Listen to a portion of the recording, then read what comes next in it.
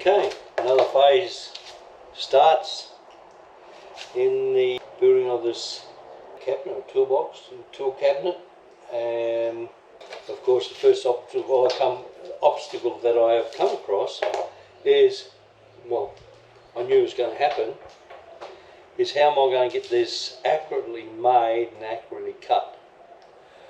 I'm not blessed with the best of equipment. Actually, the equipment is not really meant for anything like this.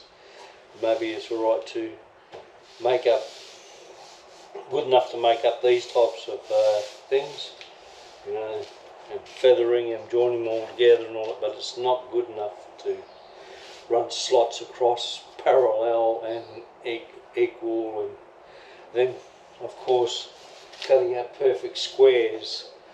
So we get this big problem that I have to do a lot of measuring, accurate measuring, just like a bench saw of today and the high quality that they have when they are first new.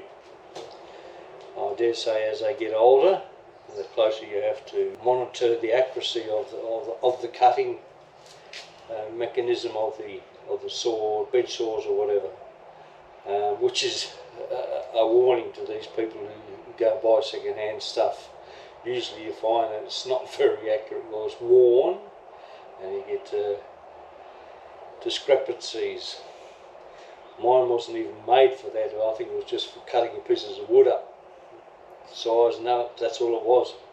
It was given to me, so I just used it accordingly. But I do know I have to know my maths, and accuracy you have to do by hand, which is no way is going to be exactly like a modern day new bench saw. So we have the situation where we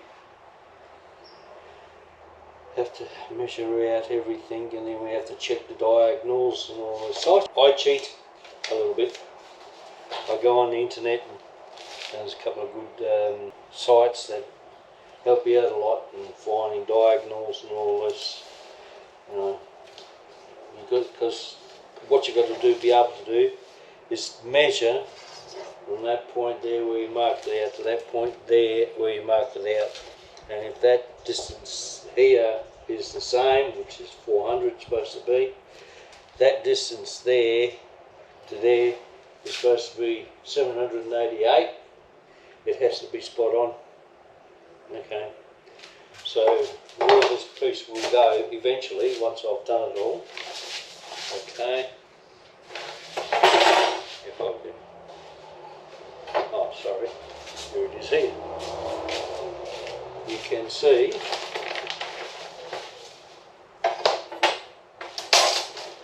there's the part that sits here, and what will eventually happen is that'll sit in there in a slot, which will be, this will be the top one here, sits up here. Hope you understand that. So you can see we've got a fairly high cabinet. We'll get there. We'll carry on and see what happens.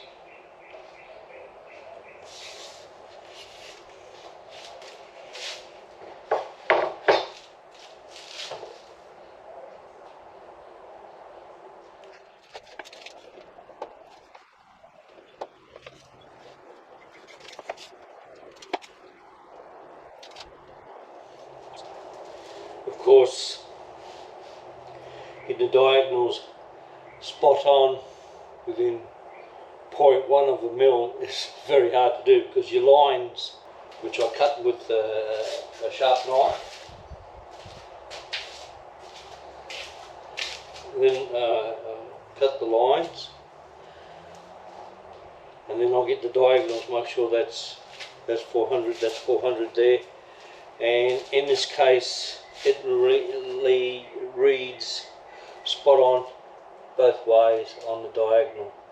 I'll put that mark on there.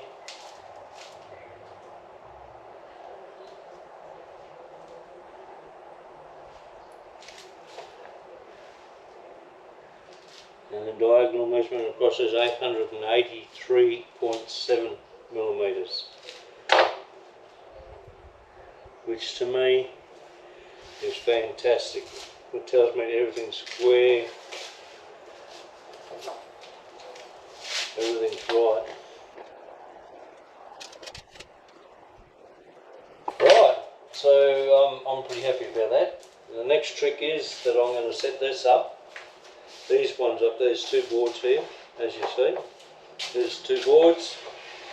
Now these ones, I'll bring this over a little bit closer. Okay. Get it up the right way. Puzzle. That's this board here, and that one there. This one here that I've just marked out, okay, is the middle one, which is that one there. Now, to get this right on, I don't want to be double measuring and checking it all out. What I'm going to do is I'll put this end board here, this upright and this upright here together, which are these two here, mark them all out, and then I'll mark out where the slot's got to go, and also the runners. I'm going to put Jarrah runners in these ones here, and of course fingers crossed I can get it spot on. Don't forget I'm doing most of this by hand. I've got an old Triton saw bench in there, which takes a lot of setting up, and unfortunately it's the best I can do. And hopefully I can get the spot on and no one can tell the difference, just like those ones they do on the internet, on YouTube. So we'll just progress on. It's a slow process, but I don't care. I'm retired, got plenty of time, and that's what I'm going to do. So the last segment I didn't have running. Oh, how clever of me, it must have tripped out, I should have checked. Okay, we set it up here. We set up here.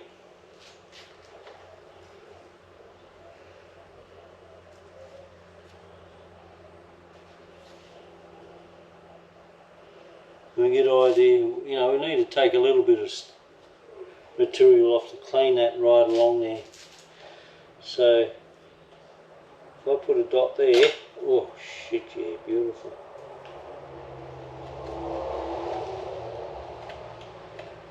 Yeah, put it into a little crack there, and I'll put it there.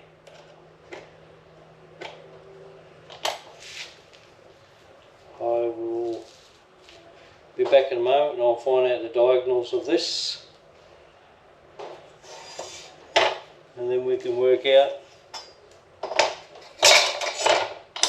how things are going on this. Be right back.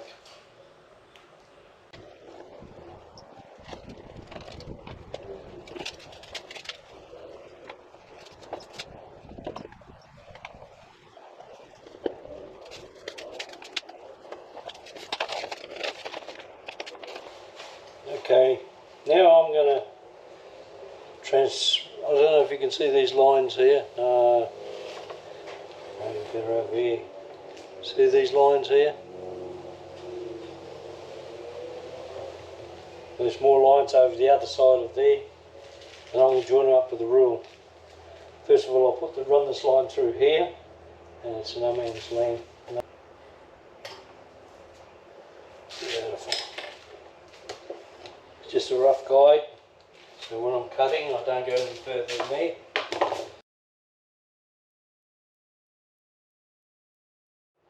With this line here and here, I don't know if you can see those, that they're going to go onto here and correspond. This is the front side of the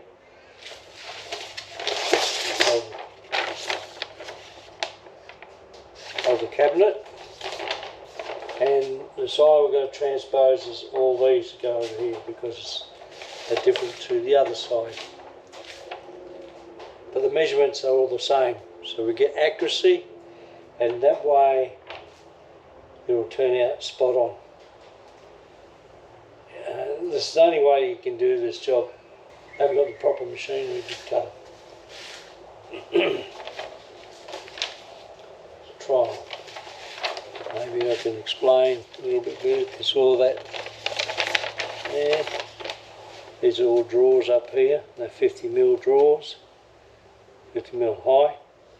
There's 150mm drawers, there's 150mm drawers, and that there's a cupboard where I store what I want to store in there.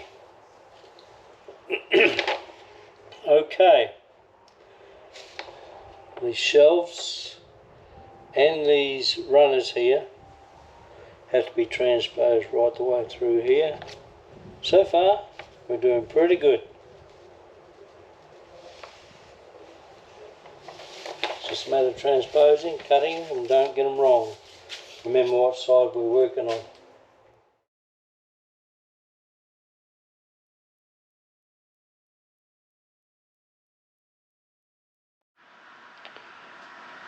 Okay, we're on to the next section. We've marked them all out. Now this is where it gets very, very hard and confined. I'm going to use a router bit, and on each slot I take 2 cuts. But this has got to be absolutely perfect, these cuts. Depth, you know, within 0.5, that's fine, I'm happy. Width, 18mm, that's what it's got to be, 18mm. +1, -nothing. Now what I have done, and I'll show you, give you a little looky, see? Each time I do a cut,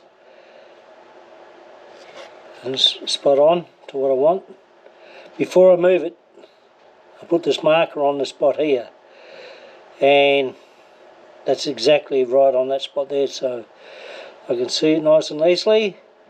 And then when I move it over to the other section here, you will see that I will line up on that furthest point over there, and then I'll do my runs to make sure that it's parallel, running up and down. And right, I'll just let you have a look at me setting this up, and then you can get an idea.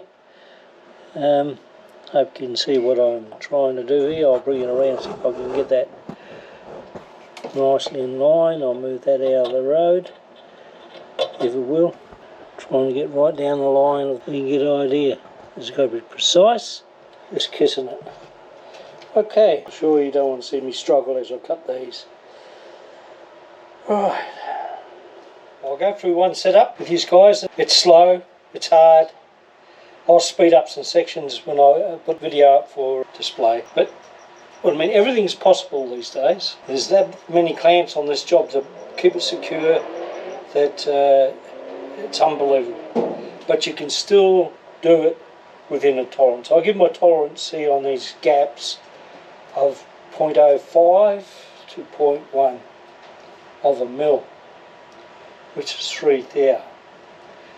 Now that won't make much difference on a sliding draw, but the more accurate you can get things, the better off you are. That's why I marked out these critically close, and it pays off in the end. Okay, run through the setup, running down there, looks okay. But anyway, that runs along that line there, because what happens, what we've got to remember, this is climb milling, and when I do my second cut, which is be on this side, because I'll do the first cut to this side, that side there, you don't want to be climb milling. When you use this method, climb milling and conventional milling. Conventional milling is just when you're cutting into the load, and when you're climb milling, it means the cutter is cutting onto the material, but it doesn't seem to worry too much. When you're doing the climb milling, it doesn't grab it whatsoever. But I only take 2mm cuts in, or 3mm cuts, and that's it. So it's a bit of fiddling around. Let's go. I'll set this up a little. Now, I've finished with this. I've clamped these. You know, I forgot to take some spacers out, because it's just press form old Triton bench that I use. I'm not in a big way. Don't do this too often, so no point in having all the expensive gear. So I just struggle on with this job here. Struggle on and doing this type of work. So this is what happens when you're in the backyard. You learn to do these things and make sure everything turns out fine. Of course we've got a bit of flexing there, so what I do is clamp in a fashion.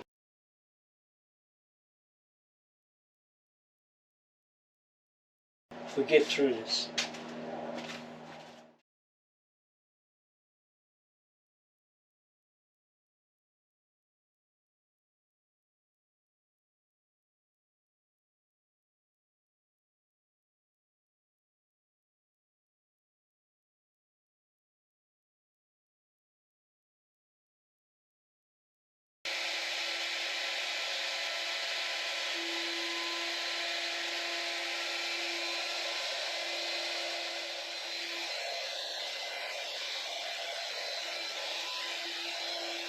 So we move that pointer over to this line here, like so.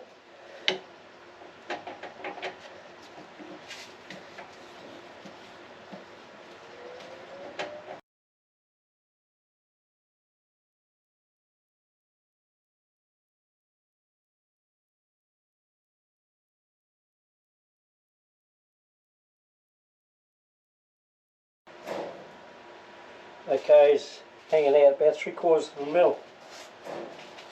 Not quite 3/4 of a mil, but that's the difference between there and there.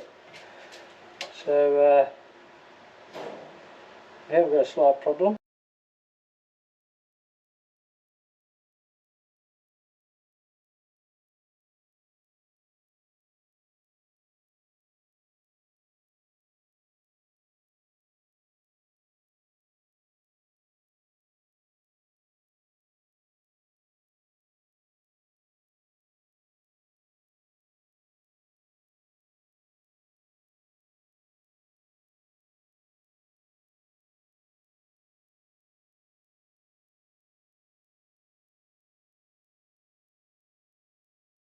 So what we've got to do is move this one back, move this way, so we can get onto this line here to cut that one.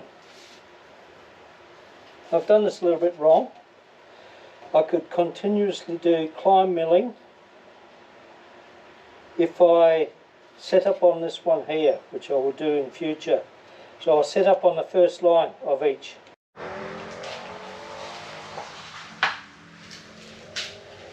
Right.